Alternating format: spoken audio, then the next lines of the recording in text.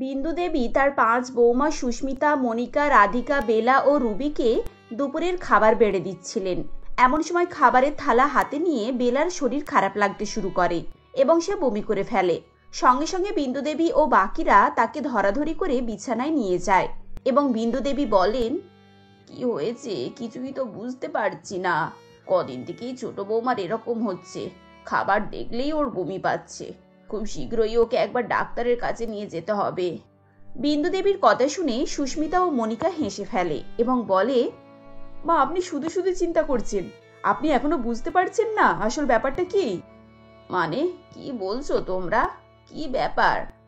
আরে মা, আপনার ছোট বৌমা প্রেগনেন্ট হয়েছে, ওর মুখের দিকে চেয়ে দেখুন, তবেই তো সবকিছু বুঝতে পারবেন। এরপর বিন্দু দেবী ভালো করে তার ছোট বৌমার হাত মুখ সব লক্ষ্য করে এবং বলে, আরে হ্যাঁ তো, বৌমার হাত মুখ সব ফোলা ফোলা লাগছে, চোখও বসে গেছে।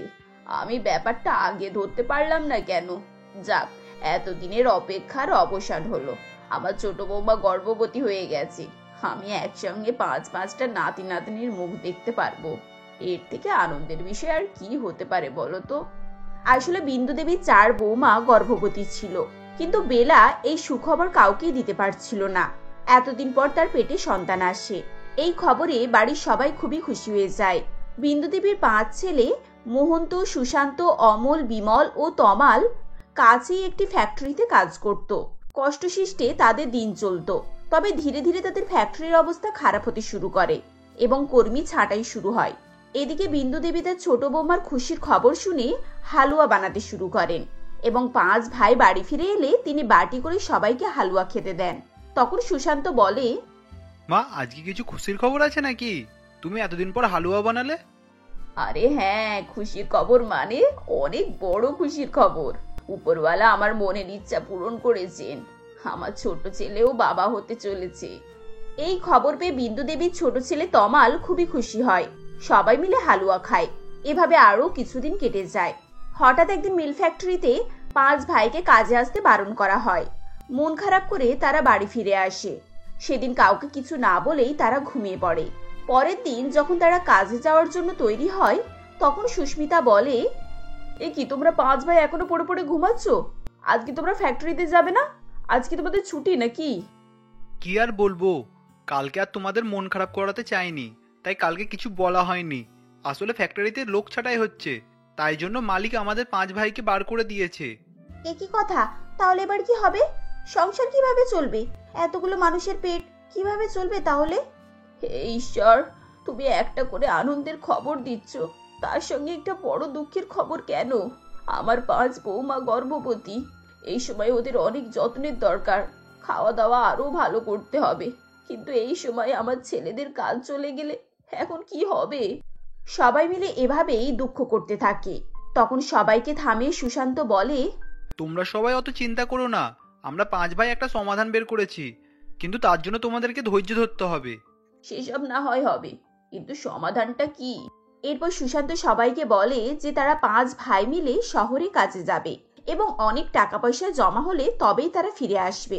এই কথা শুনে অনিচ্ছা থাকা সত্ত্বেও সবাই রাজি হয়, কারণ সবাই জানতো যে তারা গ্রামে থাকলে কোনোভাবেই রোজগার করতে পারবে না, কারণ গ্রামে কোনো সেরকম রোজগারের পথ খোলা ছিল না। তাই 5 বৌমা মিলে খুশি মনে তাদের স্বামীকে বিদায় দেয়। বিন্দু দেবী ছেলেদের আশীর্বাদ করেন এবং বলেন, বাবা তোরা তোদের কাজে এগিয়ে যা, এখানে চিন্তা করিস না, বৌমাদের খেয়াল আমি রাখবো। মা একদম ঠিক বলেছে, আমরাও মায়ের খেয়াল রাখবো। তোমরা মন শান্ত করে থেকো, আমাদের চিন্তা একদম করো না, কেমন? এরপর 5 ছেলে নিশ্চিন্ত হয়ে কাজের জন্য শহরের উদ্দেশ্যে বেরিয়ে পড়ে। এদিকে 5 বৌমা এবং শাশুড়ি মিলে দিন কাটাতে থাকে। দেখতে দেখতে 1 মাস কেটে যায়। এরপরে আসল সমস্যা শুরু হয়। ইনকাম না থাকায় ঘরে খাওয়া দাওয়ার সমস্যাও শুরু হয়।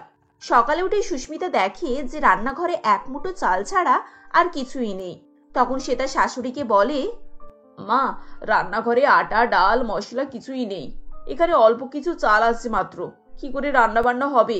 এরপর আমরা খাবো কি? এটাই তো চিন্তা রে মা, এই সব ভাবনা করে করে রাতে আমার ঘুম হয় না। দাঁড়া, আমি বাগান থেকে একটু ধনে পাতা তুলে আনি, লঙ্কা দিয়ে ধনে পাতার চাটনি করে আজ দুপুরে ভাতটা খেয়ে নেব। তারপর আমি দেখি কি ব্যবস্থা করা যায়।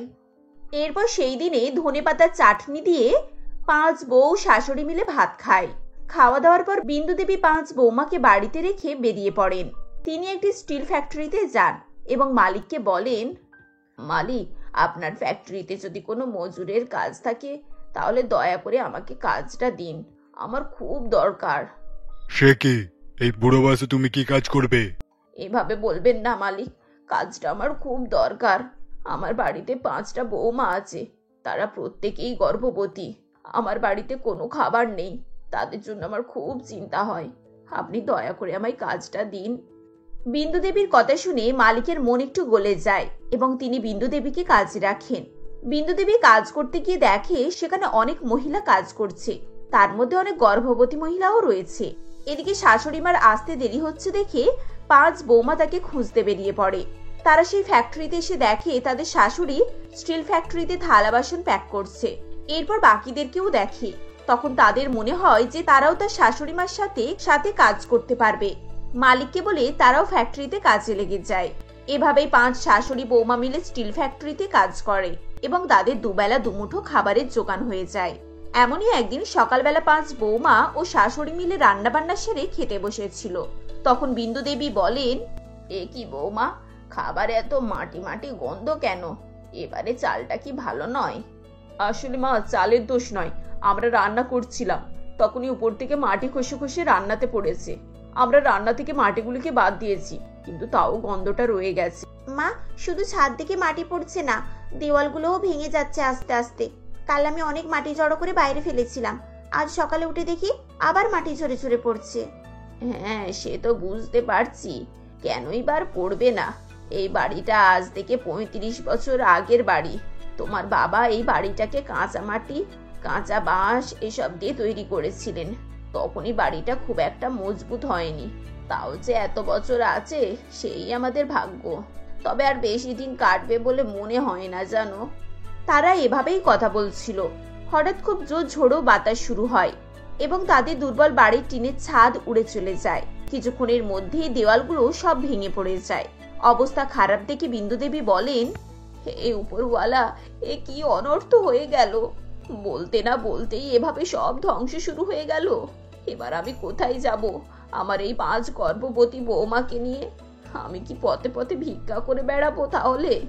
এমন সময় তারা সবাই বাড়ি থেকে বেরিয়ে উঠানে তিরপল খাটিয়ে কোনো রকম ভাবে রাতটা কাটায়। পরের দিন সকালে সুস্মিতা বলে, মা, আমি অনেক চিন্তা ভাবনা করেছি, এবার আমাদের বাড়ি তৈরি করতেই হবে। এভাবে তিরপল খাটিয়ে তো আমরা থাকতে পারবো না। সেসব তো আমিও বুঝতে পারছি মা, কিন্তু এই পরিস্থিতিতে আমরা বাড়ি তৈরি করবই বা কিভাবে? ছেলেরাও তো এখন ফেরেনি, কি করব আমি কিছুই বুঝতে পারছি না। মা, আপনি লক্ষ্য করেছেন ফ্যাক্টরিতে যে খুঁত পড়া বাঁকা ভাঙা বাসনগুলো বেরোয়, সেগুলোকে একধারে সাজিয়ে রাখা হয়। আমি ভাবছি ওগুলো যদি আমরা নিয়ে আসি তাহলে ওগুলো দিয়ে মজবুত করে ঘর বানাতে পারবো। সুস্মিতার কথাটা সবার কাছে খুব অদ্ভুত লাগে এবং মনিকা বলে, কি থালা বাসন দিয়ে বাড়ি তৈরি করব? আমি তো আগে কখনো এই ধরনের জিনিস দেখিনি। এত কিছু দিয়ে বাড়ি তৈরি হয় শুনেছি, কিন্তু থালা বাসন দিয়ে যে বাড়ি তৈরি করা যায় তা তো বাপের বয়সে শুনিনি। তোমরা সবাই আমার উপরে ভরসা করো, সবাই সাথ দিলে আমরা নিশ্চয়ই সবকিছু করতে পারবো, কি বলো? সুস্মিতার মনোবল দেখে সবাই মনে সাহস পায়। তারা সেদিনই ফ্যাক্টরিতে যায় এবং মালিককে বলে সমস্ত বাতিল বাসনপত্র বাড়ি নিয়ে আসে। এর বদলে মালিক তাদের মাইনে থেকে কিছু টাকা কেটে নেয়। তারা এতে সম্মতি দেয়। বাড়ি নিয়ে আসার পর 2 বৌমা মিলে জঙ্গল থেকে কাঠ কেটে 2জন কাঠামো তৈরি করে। সুস্মিতা এবং বিন্দু দেবী কাঁচা মাটির দেওয়ালে বাসন দিয়ে মজবুত করে দেওয়াল তৈরি করে। ধীরে ধীরে দেখতে দেখতে তাদের বাসনের বাড়ি তৈরি হয়ে যায়। এই অদ্ভুত ধরনের বাড়ি দেখতে গ্রামের লোকেরা জমা হয়। বিন্দু দেবী তার বৌমাদের পরিশ্রম এবং বুদ্ধি দেখে খুবই প্রশংসা করেন এবং বলেন, আমার বৌমারা যেমন পরিশ্রমী তেমনই বুদ্ধিমতী। ওরা পারে না এমন কোনো কাজই নেই। আজ ওদের মনের জোর আর পরিশ্রমের ফলে আমরা থাকার একটা আশ্রয় পেলাম। সেই বাড়িতে তারা কয়েক মাস থাকে। দেখতে দেখতে তাদের সবার স্বামীরা ফিরে আসে। তারা তাদের নতুন বাড়ি দেখে খুবই অবাক হয়। এরপর 5 বৌমার ডেলিভারি হয় এবং 5টি সন্তান হয়। এদিকে ছেলেরা তাদের রোজগারের টাকা নিয়ে একটি ব্যবসা শুরু করে এবং নতুন বাড়ি তৈরি করে। 5 শাশুড়ি বৌমা ছেলে মিলে সুখে শান্তিতে থাকতে শুরু করে। বিধানবাবুর স্ত্রী কমলা দেবী তার প্রথম সন্তান জন্ম দেওয়ার সময় হাসপাতালে মারা যান।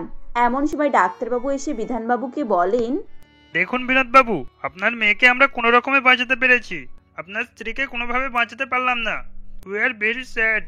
কি আপনারা কি বলছেন? এই মেয়েকে বাঁচাতে গিয়ে আমার স্ত্রী মারা গেছে।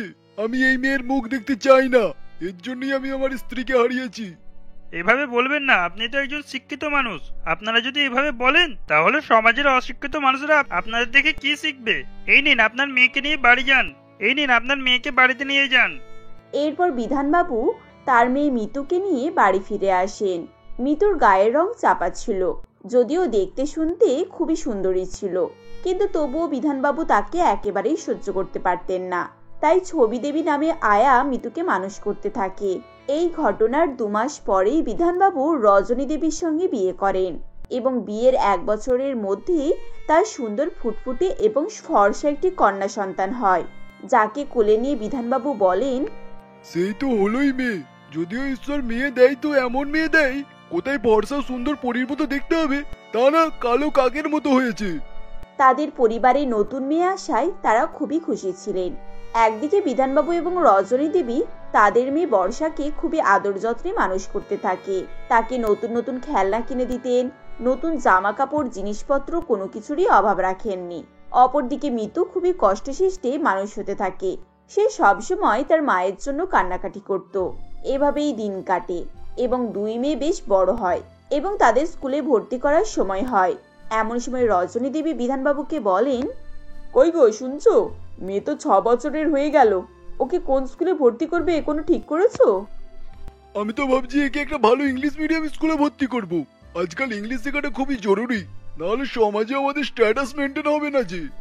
এমন সময় মিতু সেখানে আসে এবং বলে, বাবা আমাকে ইংলিশ মিডিয়াম স্কুলে ভর্তি করবে? আমিও বোনের সঙ্গে বাসে করে স্কুলে যাব, নতুন নতুন জামা পরবো, নতুন নতুন বই পড়বো, কত বন্ধু হবে। এই চুপ, একদম চুপ। ইংলিশ মিডিয়াম স্কুলে পড়বে? ওকে পাশের প্রাইমারি স্কুলে ভর্তি করে দাও। এমনিতেই ওর বুদ্ধিশুদ্ধি কম, পাশ করতে পারবে কি তার ঠিক নেই। ওর পেছনে অযথা পয়সা খরচ করে কোনো লাভ নেই। তুমি ঠিক বলেছো, ওকে একটা প্রাইমারি স্কুলেই ভর্তি করাতে হবে। তাছাড়া ওর পিছনে অত ফালতু খরচ করেও লাভটা কি হবে? আর বড় হয়ে কি এমন ডাক্তার ইঞ্জিনিয়ার হবে? মা বাবার এরকম কথা শুনেই মিতুর চোখে জল চলে আসে এবং সে চুপচাপ সেখান থেকে চলে যায়। দেখতে দেখতে 2 বোনকে স্কুলে ভর্তি করা হয়। বর্ষা ভালো ইংলিশ মিডিয়াম স্কুলে পড়াশোনা করে এবং মিতু পাশের প্রাইমারি স্কুলে ভর্তি হয়। এক শীতের সকালে বর্ষা বাড়িতে এসে তার বাবা মাকে বলে, মা কালকে আমার জন্মদিন, আমার বার্থডের জন্য তোমরা কি প্ল্যান করেছো? আমার সব ফ্রেন্ডরা জানতে চাইছে। তুমি কি চাও মা? তুমি যা চাইবে আমরা তাই করব। তুমি যদি বলো বাড়িতে বার্থডে পার্টি করবে তাহলে তাই হবে। সব বন্ধুদেরকে ইনভাইট করে দাও তুমি। না মা, প্রতি বছর তো বাড়িতে পার্টি হয়। আমি চাই এবছর আমরা বাইরে কোথাও ঘুরতে যাই, একটা পিকনিকের মতো হবে। সেখানে কেক কাটা হবে, খাওয়া দাওয়া হবে আর আনন্দ হই হুল্লোড় হবে। আমার সব বন্ধুরা আমাদের সঙ্গেই যাবে। মা তুমি প্লিজ বাবাকে এরকম করে একটা প্রোগ্রাম অ্যারেঞ্জ করতে বলো। আচ্ছা আচ্ছা মা, তাই হবে। তুমি তোমার বাবাকে বলবে। তোমার বাবা কি তোমার কোনো কথা ফেলেছে? দেখবে একবার শুনেই রাজি হয়ে যাবে। সেদিন সন্ধ্যাবেলায় বিধানবাবু অফিস থেকে বাড়ি ফিরে এলে বর্ষা তাকে পিকনিকের কথা বলে। সবকিছু শুনে বিধানবাবু তার মেয়েকে জড়িয়ে ধরে বলেন, আমার ছোট্ট সোনা বাবার যখন ইচ্ছে পিকনিকে জন্মদিন পালন করবে, কোন তাই হোক। তুমি কালকে স্কুলে গিয়ে তোমার বন্ধুদের সব ইনভাইট করে দিও, কেমন? আর আমি সন্ধ্যার সময় এসে তোমাকে মার্কেটিং এ নিয়ে যাব নতুন ড্রেস কিনে দেওয়ার জন্য। বাবা আমিও পিকনিকে যাব, আমাকেও নতুন ড্রেস কিনে দাও না। নতুন ড্রেস নিয়ে কি হবে? তোর কি জন্মদিন নাকি? তোর জন্মদিনে যে ড্রেসটা কিনে দিয়েছিলাম ওটা পরেই চলে যাবি। ওই ফ্রকটা তো রং চটে কেমন হয়ে গেছে বাবা, ওকে পরে বাইরে যাওয়া যাবে না। না, যা আছে তাই পরেই যাবি। যা এখন ভিতরে যা, মাথা খারাপ করিস না। না না না, তোমার জন্য সিন্ড্রেলা ড্রেস আনা হবে। শুধু বোনের হিংসা। যখনই দেখবে বাবা বোনকে একটু আদর করছে অমনি ওনাকে এসে সেখানে ফোড়ন কাটতে হবে। কেন রে, তোর মনে এত হিংসা কেন আমার মেয়েকে নিয়ে? এই কথা শুনে মিতু কাঁদতে কাঁদতে ঘরের ভিতরে আসে। তাকে এভাবে কাঁদতে দেখে ছবি দেবী বলে, কি হলো মা, তুমি এভাবে কাঁদছো কেন? তুমি জানো না তুমি এভাবে কাঁদলে তোমার মা কষ্ট পায়? ছবি মাসি, মা আমাকে এভাবে একা ছেড়ে কেন চলে গেল?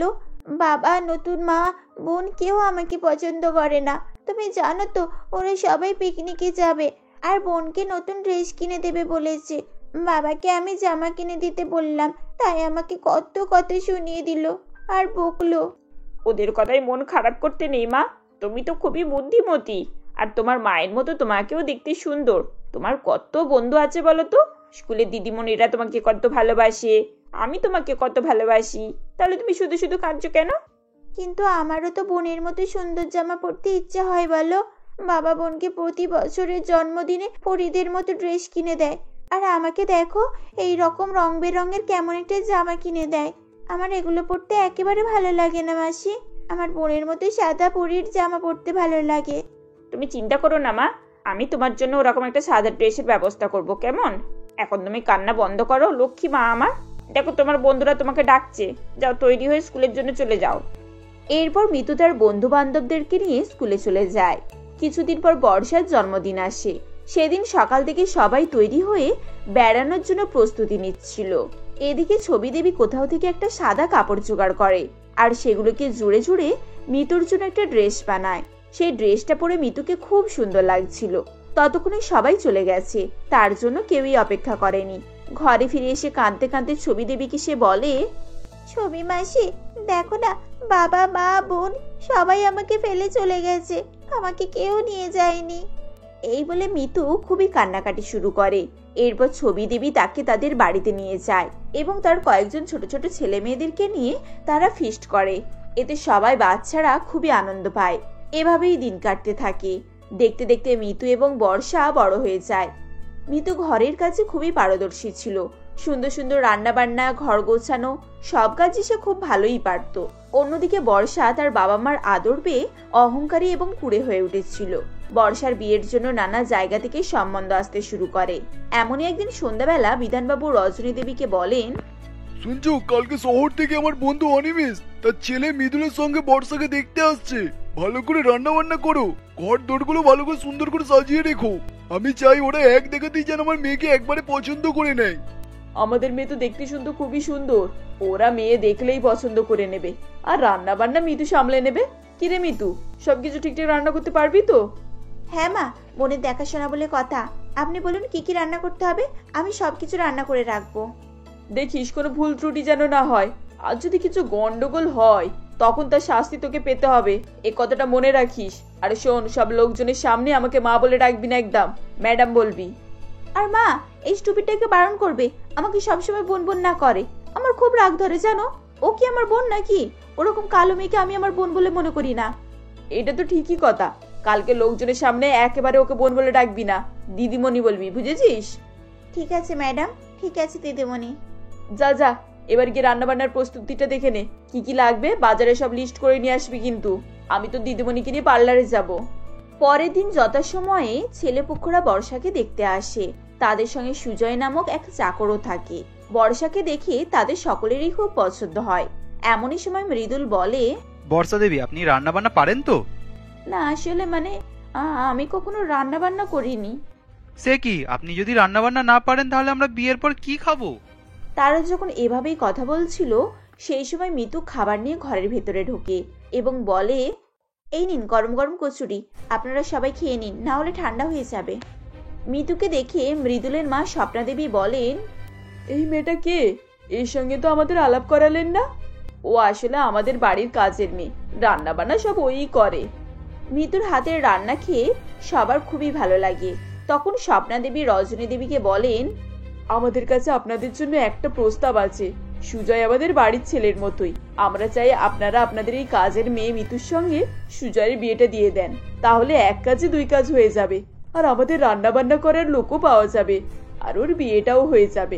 তাই এতে কি আপনাদের মতামত আছে? স্বপ্না দেবীর প্রস্তাবে সবাই রাজি হয়ে যায় এবং পরের মাসে একই দিনে বিয়ের দিন ঠিক হয়ে যায়।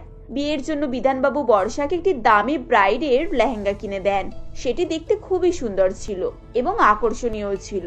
এমন সময় মিতু এসে তার বাবাকে বলে, বাবা আমাকে একটা ব্রাইডাল লেহেঙ্গা কিনে দাও না, আমার বিয়েতে সুন্দর লেহেঙ্গা পরার খুব শখ। বারে মেয়ে, তুই এই লেহেঙ্গার দাম জানিস? যা জামা কাপড় আছে তাই করেই বিয়ে হবে তোর। তোর আবার কিসের শখ রে? মিতু বারবার তার বাবার কাছে আবদার করতে থাকে, কিন্তু কেউই তার আবদার শুনে না।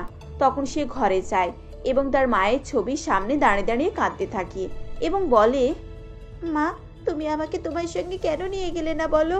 আমার জীবনে কি কোনো শখ বলে কিছুই নেই? এক তো এরা আমার মতামত না জেনেই আমাকে বিয়ে দিয়ে দিচ্ছে, তারপরে বিয়েতে কোনো শখ সাধ কিছুই পূরণ করতে দিচ্ছে না। এভাবে তো ভিখারিদেরও বিয়ে হয় না বলো। এভাবে কাঁদতে কাঁদতে মিতু শুয়ে পড়ে।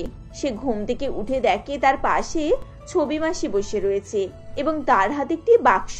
সে বাক্সটি দেখে ছবি মাসিকে জিজ্ঞাসা করে, এই বাক্সে কি আছে মাসি? এতে তোর বিয়ের লেহেঙ্গা আছে মা। এটা তোর মায়ের বিয়ের লেহেঙ্গা। সে যখন এই বাড়িতে বিয়ে করে এসেছিল তখন এটা পরেই এসেছিল, আর তার ইচ্ছে ছিল তার মেয়েও যেন বিয়েতে এই লেহেঙ্গাটাই পরে দেখ, এতে তোকে খুব সুন্দর লাগবে।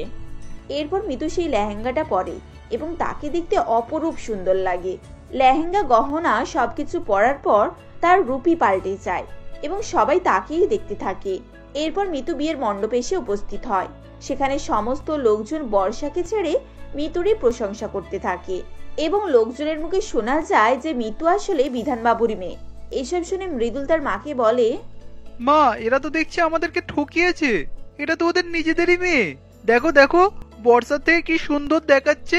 আমি বর্ষাকে বিয়ে করবো না, আমি মৃদুলাকে বিয়ে করব। তুমি কি বলছো বাবা? তোমার সঙ্গে বর্ষার বিয়ে ঠিক করেছি, এখন তুমি এভাবে বললে কি করে চলবে? এমন করো না বাবা, সমাজে আমরা মুখ দেখাতে পারবো না। কিন্তু আমরা আপনার মেয়ের সঙ্গে আমার ছেলের বিয়ে দিতে পারবো না। আপনারা মিথ্যে কথা বলে এই সম্বন্ধ করেছেন। এমন সময় মিতু সেখানে আসে এবং বলে, না, আমি কখনোই মৃদুল বাবুকে বিয়ে করব না। যার সঙ্গে আমার বিয়ে ঠিক হয়েছে আমি তাকেই বিয়ে করব।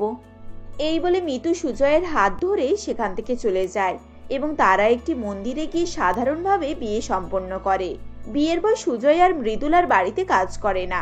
সে একটি অন্য কোম্পানিতে চাকরি নেয় এবং তারা সুখে শান্তিতে বসবাস করতে শুরু করে। এদিকে বর্ষার সঙ্গে মৃদুলের বিয়েটাও ভেঙে যায় এবং বিয়ের সঙ্গে সঙ্গে বর্ষার দামি লেহেঙ্গা পরার স্বপ্নটাও ভেঙে চুরমার হয়ে যায়।